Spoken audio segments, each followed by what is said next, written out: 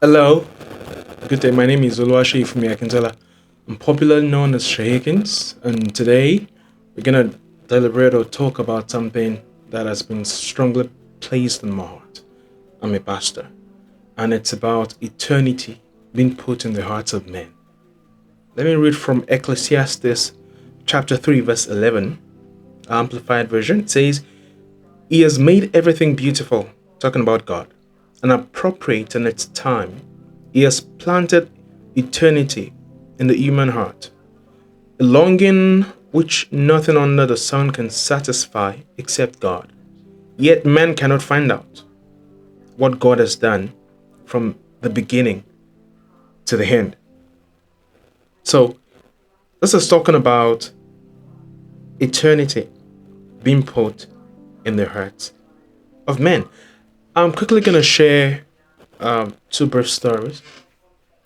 I had a dream where I saw a demon pierce through the sky, jumping, and I saw people being put in labor, hard labor, by these demons. They took over the world. And I was trying to run away from them, run to the next city or the next town or the neighboring village. Then what I saw was a lot of water, a large body of water coming from that side as well. So there was nowhere to run to. And immediately I saw myself in a building. No, not everyone was running elter skelter, trying to find out what was happening. And I remember while I was there, just that God spoke to my heart, seek my face. And when I woke up, it was a very, it is a dream filled with many horrors because it wasn't palatable. That's one.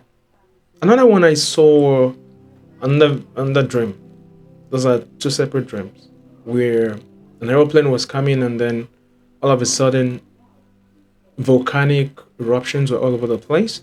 The airplane had to, crash land. People were running and rushing and screaming. It was the end of the world. And I've had many of those dreams ever since I was a young boy till now. I still have them. And maybe you also do. Many people actually have, where you come to see the end of the world. And the first dream I had talked about, though, I think it was also related to ministry, because God told me, set my face, all of that, and how God wanted me to help people that were in bondage. Anyway, but many of you out there would have seen there's a point or the other in your lives where you see the end of the world. And it reminds us the coming back or the second coming of Jesus Christ.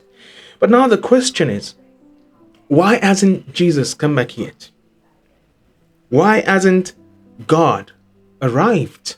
We've been hearing about the coming back or the second coming of Christ for as long as possible.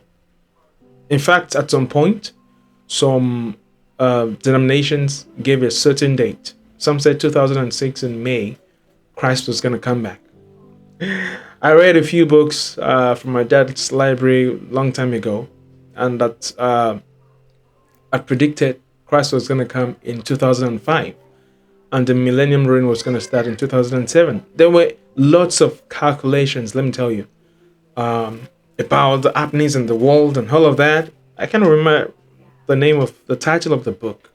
I would have recommended it. But anyway, but 2005 came and went. Christ never came. Another person said in 2003 Christ was going to come. He didn't come. What does this tell us? It tells us no one actually can predict in their normal minds the day or the time Christ is going to come. But why do we keep having these dreams where we see the end of the world? It's because Christ or God wants to make sure we don't forget about eternity. And what is eternity? Permit me to read some of my notes here. Eternity is a life that was instigated, that is going to be sustained, and that revolves around God. This life was initiated by God.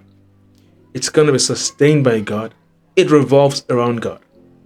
It's a life of endless beginnings. It means it will never end, like a loop where everything is just centered around God. You may ask me, what do I mean centered around God? Of course, the new heavens or paradise, hell, everything has one common denominator. God is the author of all these things.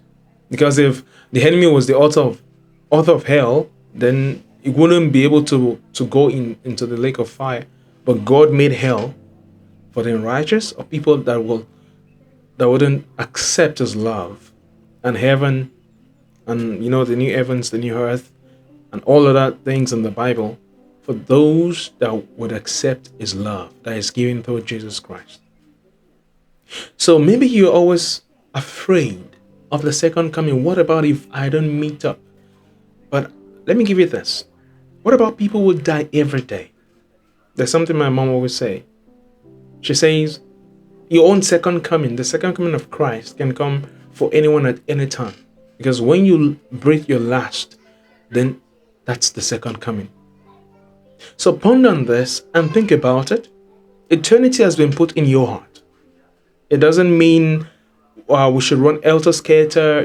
We shouldn't be afraid of the second coming of Christ. Think about it. We should be very, very joyful, because that's when we're going to see the Lord our God.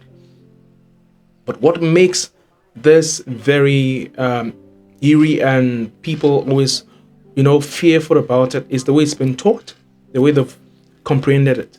So when God shows you the coming to an end of this present world, rejoice. And do not forget to always live right with God.